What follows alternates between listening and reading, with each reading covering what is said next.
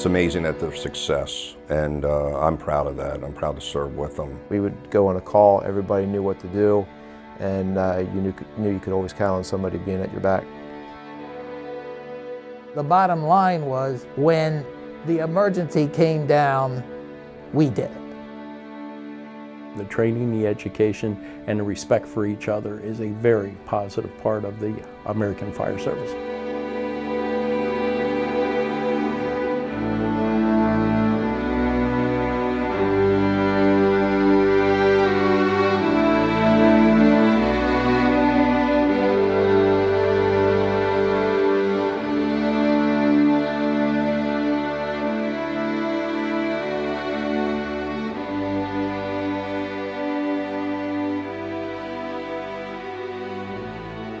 My family moved to Eden in the summer of 1954.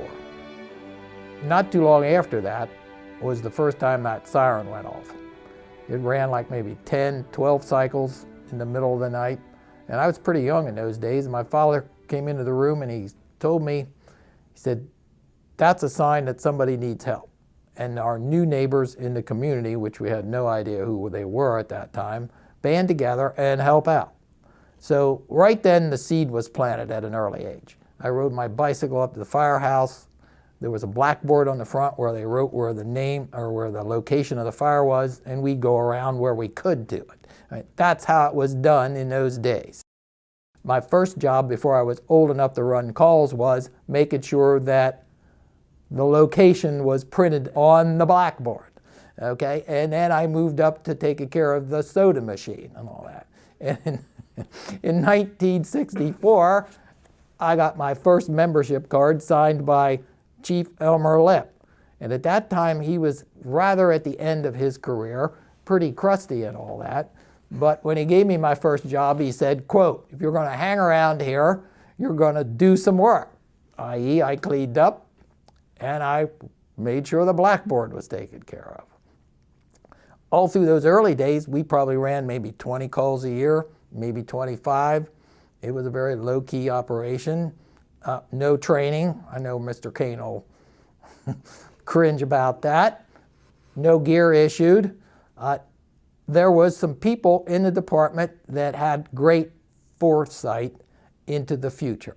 Elmer Brown, who succeeded Elmer Lipp as chief, Warren Borthwick, Chandler Hagee, they recognized in the early days that our phone system wasn't properly utilized. There was one phone number that went to the firehouse. There was one phone number, the same phone number went to Elmer Lipp's house.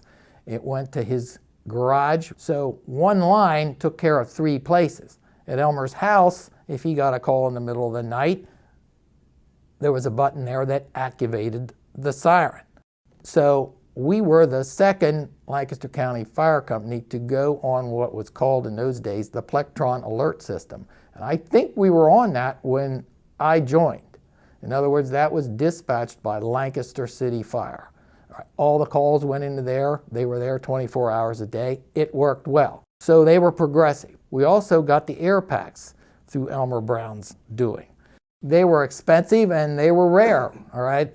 They were the new thing in those days. They were utilized every year and we only had two. And we had no jump seats or anything like that. They were just in regular suitcases that we kept. I mean, they were state of the art as they were in those days. I mean, basically it comes down to we did what we could with what we had at that time, just like this generation's doing. In my era, 30 years, we went through Agnes. We went through TMI.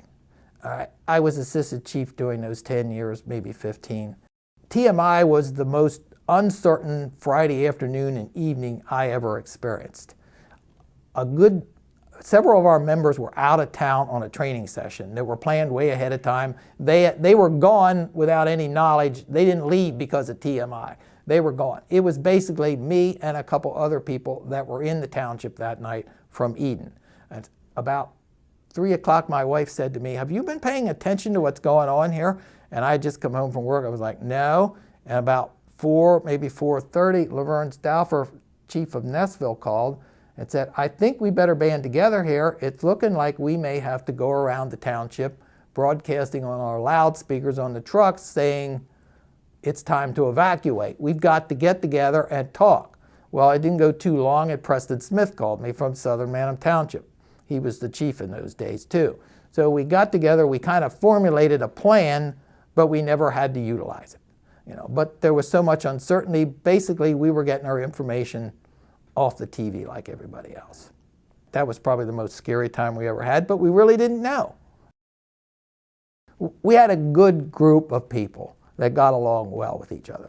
Yes, we disagreed a lot on some things and all that, but we worked it out.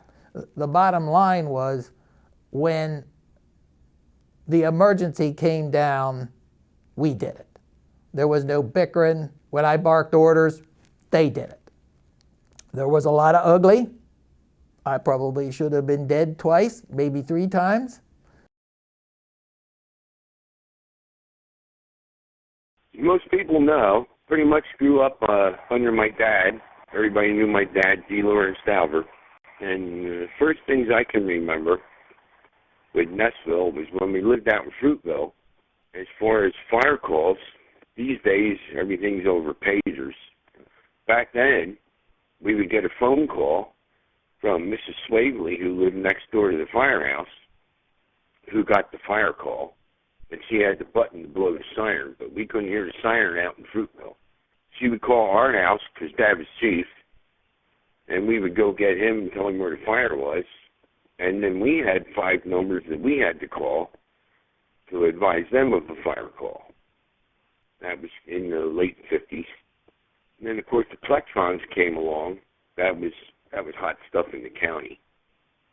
We had Plectrons, and everyone had the big red radio in our house that would go off when we had a call.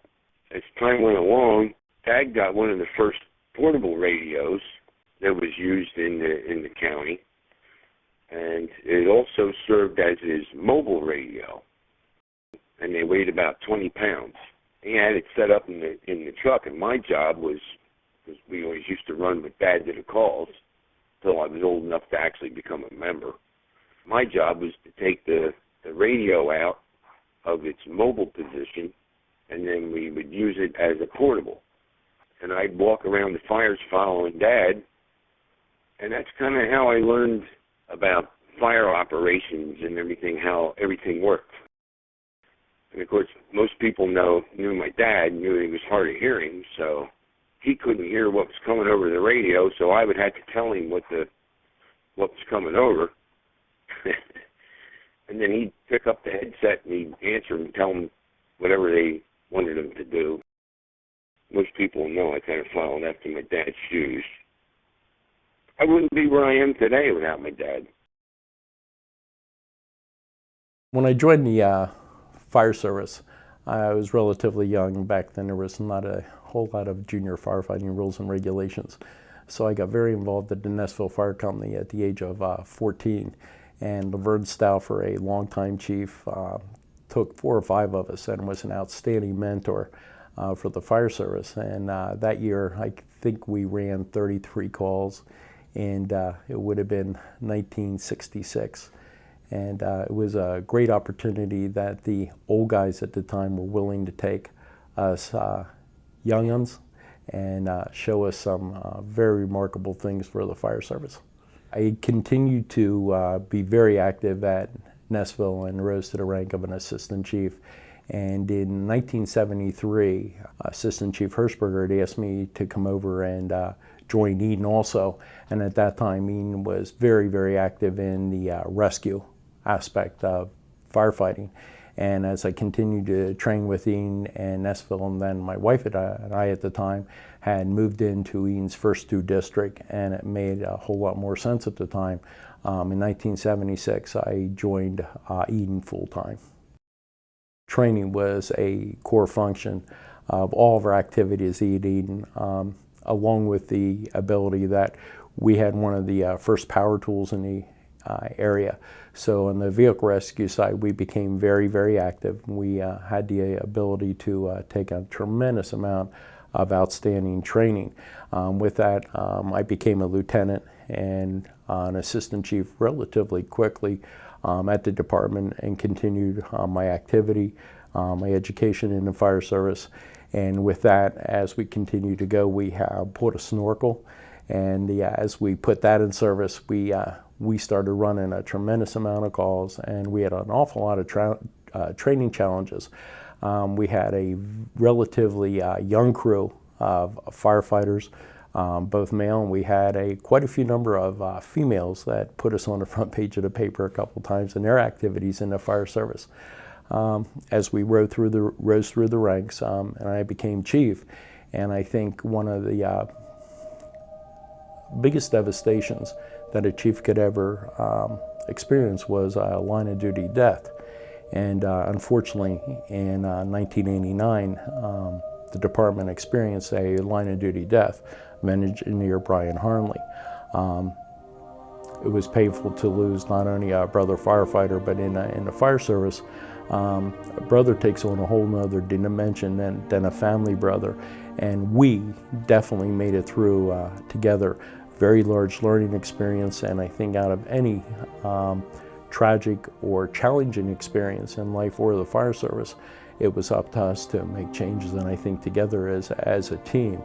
That lesson, a very hard lesson, a tragic lesson, we rose out of the ashes to be a better person and a better department. One thing that is still the power of all, it's the teamwork and what we call brotherly love. It is truly a core. But I think one of the things that is, if I look back, and the training that has taken a whole different aspect of when I joined, and in the 70s, you would take a 16-hour program. But when we take the knowledge, the skills of today, and we look at the education that's involved, I think that is so important of going to fire school, and now we look at academies, we look at degrees, and how important a diverse training is, and the health and safety of our firefighters that we're taking a very positive look at now. That to me is something that is so important, that we take a look that it is truly a core. The training, the education, and the respect for each other is a very positive part of the American Fire Service. It doesn't matter what uniform, what company name you have on before. The interdepartment, the interdiscipline right now has brought the American emergency response to a whole new level.